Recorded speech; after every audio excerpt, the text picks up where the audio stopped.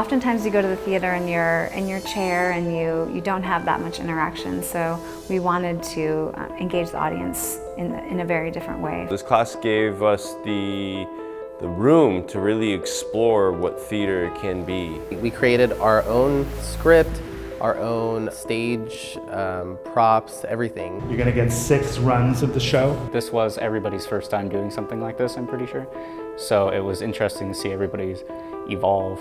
It's an experience in actually putting on a performance. There's just havoc, there's creative inspiration.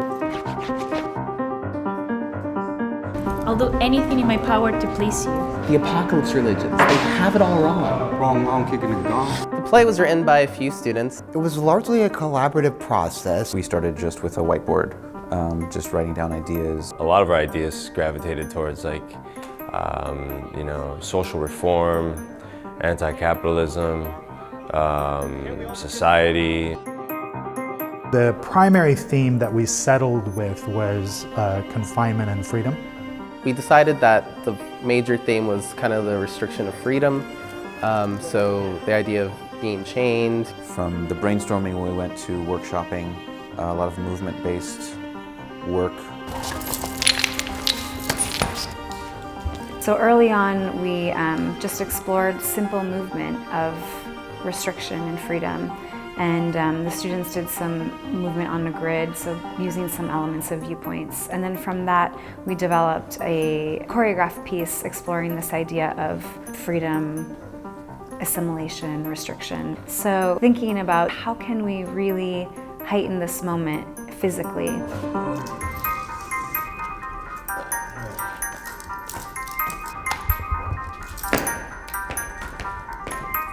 We didn't have to concern ourselves with the linear narrative, which freed all of the writers from feeling like they needed to have a beginning, middle, and end, and that idea.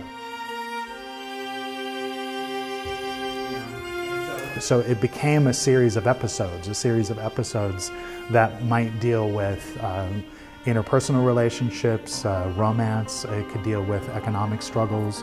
Well, the first scene in the play I was in, and it started with me in a chair with my back to the audience, and I was playing a director. It was basically an audition, and it kind of incorporated the concept of how much either citizens, actors, students, anybody would do for that person in power. You guys are really, think of you as like a wall that's moving forward together and putting pressure on him to pick you. So you stay together even though you're in conflict with each other, competing, right? I'm athletic. I'm attractive. And most importantly, a skilled, willing individual. So just wait, pause. So come and really just get right behind her so that the 3 of you are a force. So wherever you are, stand your ground and come and be with her. You can screw me as tight or as loose as you'd like. We need to move these flashes over here and get that piece built. Hopefully Peter's doing that.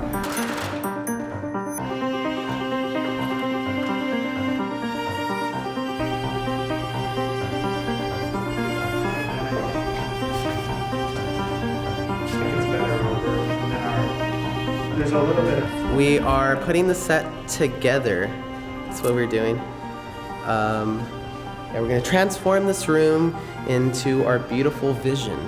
It's going to happen in the next 2 hours. Do you see all this empty space? In 2 hours, just 2 hours, it will be filled up to the brim with beautiful art, / drapes, and other stuff. We used curtains, and we created basically a pentagon, and every side was a different curtain with a different stage. The audience would be in the center. The set was designed to make the audience feel a little bit claustrophobic. We had a bunch of curtains, and we had these copper rods, shower poles, and we hung them up in the ceiling, and we attached all of our curtains. Here, put that other one on with you. Oh, sure.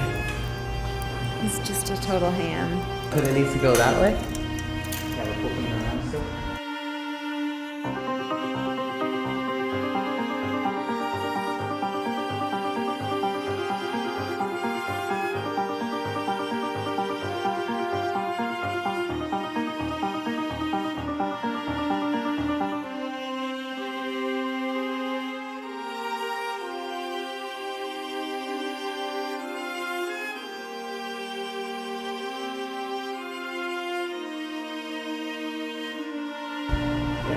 I don't know, is there a right end?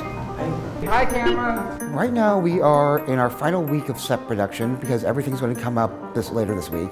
So we're cramming our dress rehearsals in, building our set. This is where 5-6 is the computer. Today is show day. We are doing a run-through. It all looks way better than I thought it would.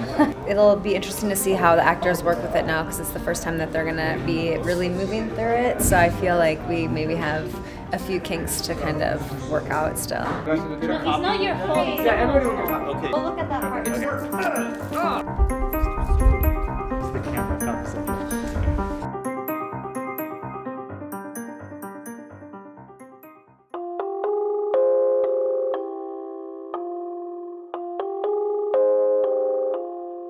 So in the opening, all of the performers come out single file, and we surround the more or less circular audience space, and we're all looking inward, and we look at each other, but we also look at the audience. Oh, and we're all in handcuffs. At a certain point in the piece, the curtains would open, and here's one show, and then the curtain would close, and the audience would have to turn around. We have a night scene with stars in the background.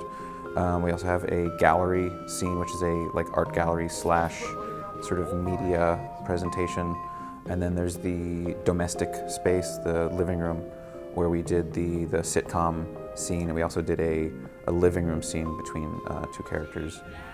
And then there's the grid space, which is the most plain, which is really just the cement floor.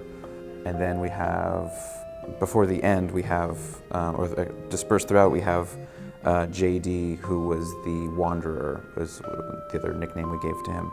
And he is just this lone figure. The play ended with a door being open and an entire garage door being open, and there was sod on the ground and a couple of trees. So the audience saw a clear path exit and a nice bushy sense of Eden. It's so wonderful to use the architecture in the space. There's the giant garage door that opens and lets in all this light, and you see these fruit trees, and the actors say, "Come on, let's go," and the audience gets to walk through that space and enter, and then just hang out with the performers. The show went great. Large turn up. We were surprised to see that many people in there. We're all just having a really good time out here.